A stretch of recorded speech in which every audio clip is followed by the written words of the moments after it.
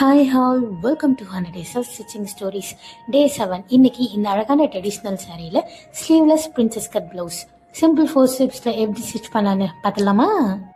Step 1, லைனிங்கை டபுளாக மடித்து neck, ஆம்கோல் and shoulder mark பண்ணிக்கோங்க. அண்ட் மேலேருந்து 10 inches, சைட்லேருந்து 4 inches மார்க் பண்ணி ஒரு லைன் ட்ரா பண்ணி அதை ஆம்கோலோட ஜாயிண்ட் ஆகிற மாதிரி ட்ரா பண்ணிக்கோங்க. அண்ட் ரெண்டு சைட்லேயும் ஒரு 1/2 inchலேருந்து ஒரு இன்ச்சுக்கு கொஞ்சம் கம்மியாக வச்சு ஒரு சின்ன லைன் நான் மார்க் பண்ணுற மாதிரி மார்க் பண்ணிக்கோங்க.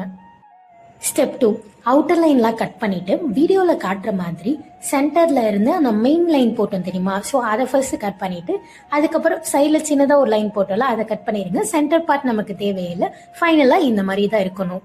அண்ட் பேக் சைடு நம்ம எப்பயும் மார்க் பண்ணுற மாதிரி மார்க் பண்ணிக்கோங்க. என்னோட கஸ்டமர் டீப் நெக் கேட்டதுனால கொஞ்சம் நான் டீப்பாகவே மார்க் பண்ணியிருக்கேன். உங்கள் மெஷர்மெண்ட்டுக்கு ஏற்ற மாதிரி நீங்கள் மார்க் பண்ணிக்கோங்க.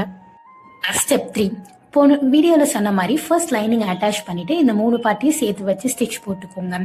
அண்ட் வீடியோவில் காட்டியிருக்க மாதிரி அந்த கிளாத்தை சென்டர் பண்ணி அதுலேருந்து ஒரு 2 inches வந்துட்டு வர மாதிரி வச்சு ஒரு ஸ்டிச் போட்டுவோம். இந்த மாதிரி போடும்போது நெக்கு ரொம்ப கீழே இறங்காமலேயும் கொஞ்சம் ஸ்டிஃபாகவும் இருக்கும். ஸ்டெப் 4, பேக் தட்டோட லைனிங் அட்டாச் பண்ணி கீழே எந்த அளவுக்கு மெஷர்மெண்ட் வேணுமோ அந்த அளவுக்கு மடிச்சடிச்சுட்டு அதுக்கப்புறம் சென்டர் பண்ணி கட் பண்ணிடுங்க.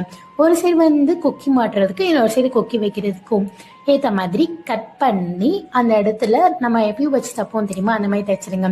அண்ட் நெக் பேக் சைடுக்கு வந்துட்டு நம்ம மடிச்சடிக்கிறதுக்கு கிளாத் எக்ஸ்ட்ரா வச்சு மடிப்போம் தெரியுமா, அதே மாதிரி ஸ்லீவோட எட்ஜஸ்லயும் இந்த மாதிரி மடிச்சடிச்சிட்டிங்கன்னா அழகான sleeveless princess cut blouse ready.